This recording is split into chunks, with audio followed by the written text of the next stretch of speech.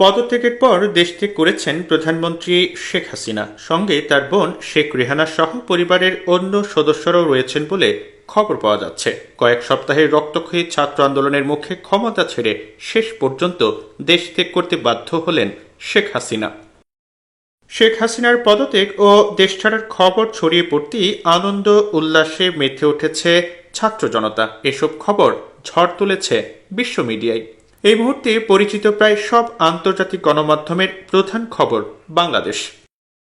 সোমবার সকাল থেকেই বাংলাদেশে সরকার বিরোধী বিক্ষোভের লাইভ আপডেট দিয়ে যাচ্ছে ব্রিটিশ সংবাদ মাধ্যম বিবিসি। সেখানে আন্দোলন সংক্রান্ত নানাবিধ খবর প্রচার করা হচ্ছে।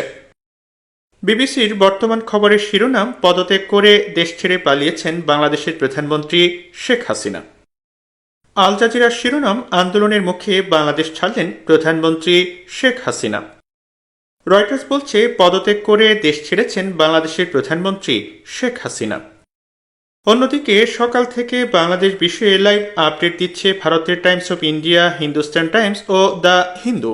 এসব সংবাদ মাধ্যমের হোম পেজে প্রধান খবর হিসেবে উঠে এসেছে বৈষম্য বিরোধী ছাত্র আন্দোলন এবং শেখ হাসিনার পদত্যাগ।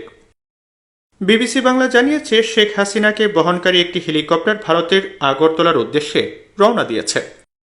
হাসিনার ঘনিষ্ঠ একজন ব্যক্তি বার্তা সংস্থা এএফপিকে জানিয়েছেন, তিনি এবং তার বোন গণভবন ছেড়ে নিরাপদ আশ্রয়ে চলে গেছেন।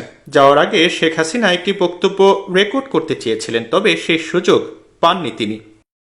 অন্যদিকে রয়টার্স জানিয়েছে, সামরিক একটি হেলিকপ্টারে শেখ হাসিনা এবং তার পরিবারের সদস্যরা ভারতের উদ্দেশ্যে রওনা দিয়েছেন।